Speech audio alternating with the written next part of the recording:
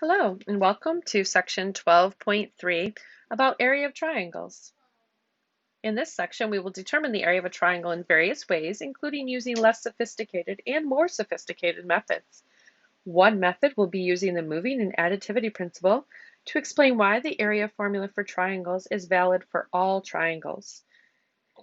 We'll also use the area formula for triangles to determine area to solve problems. Reminder, the area is the total number of square units needed to cover a two-dimensional surface.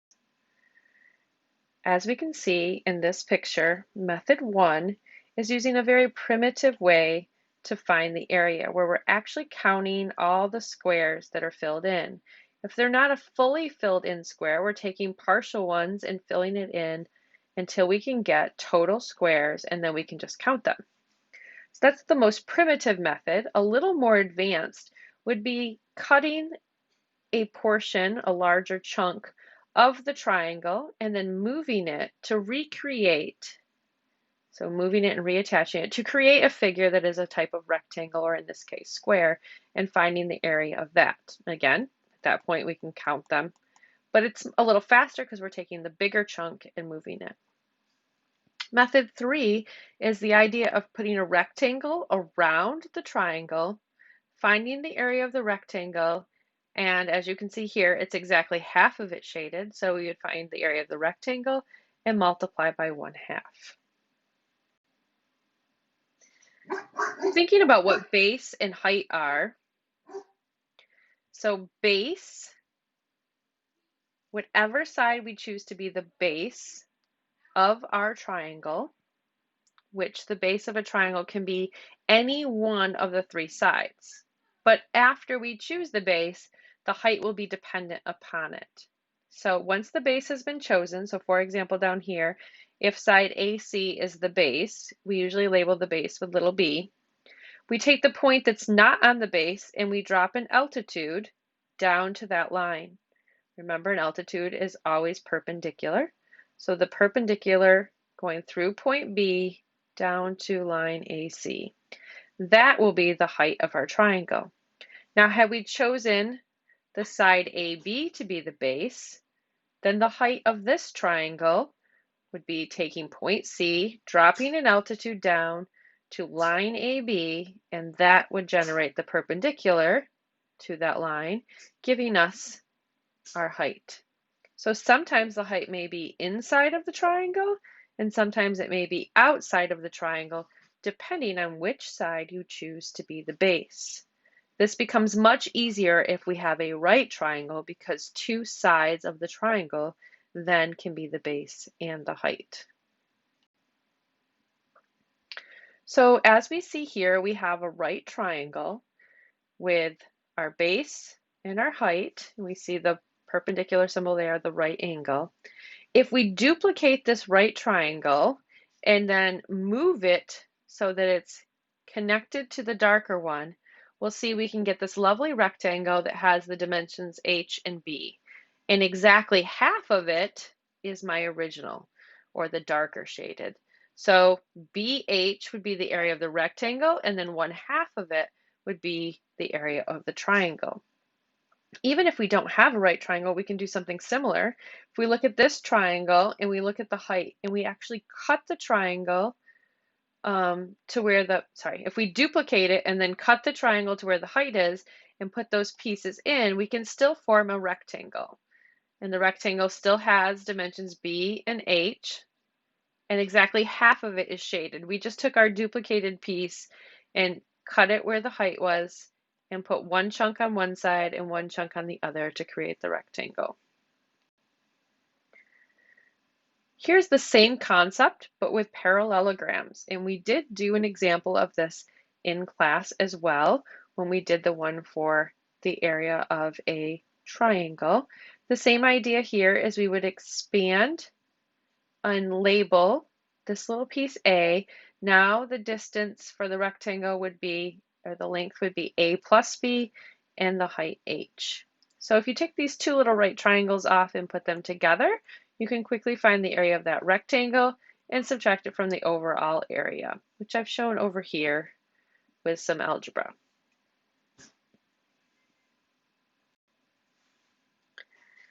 When using the moving and additivity principles about area to determine area of the triangle in figure 12.24 in two different ways, in both cases, do not use the formula for the areas of a triangle. So they want us to try to find the area of this purple triangle without using the area formula for triangles. So we know that if we could count all the squares, that's one way of finding the area, a very primitive way. But we might want to subdivide these pieces off and move parts of the triangle.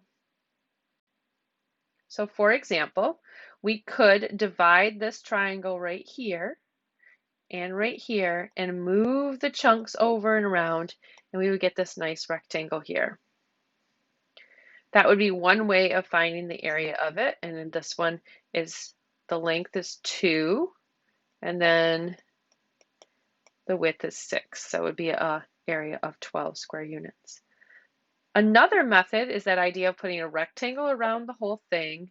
And because this one is not a right triangle, I'm going to subdivide it where the height is. And now I have two rectangles. This one, that's a 2 by 4 rectangle, and half of it is shaded. And then this rectangle over here, actually it's a square, which is 4 by 4, and half of it is shaded. So I could find the area of each of these pieces and then divide them in half because only half are shaded. Those are two different methods to find the area without using the formula for the area of a triangle. In this example here, it would like us to determine the areas in square units of the shaded regions. So I'm going to grab a marker for this one. Let's look at triangle A. So this length here is exactly 2 units. From dot to dot, horizontally or vertically, is 2 units. I'm going to grab a rectangle here and see if I can draw that on top of, oops, one more time, try to draw a rectangle on top of, there we go. So that rectangle right there, if I was to look at that, now it made it solid, which I didn't really want, so let me undo that. That one side of the rectangle that is right here is actually giving me the height of the triangle. Let me go ahead and grab that right there so you can see that that vertex right here, and if I drop the altitude down, it would be that side of the rectangle. And the length of that guy is actually also 2. So I would say that's 2 units as well. So this triangle A, my green triangle here, so triangle A, 1/2 BH. So both of my dimensions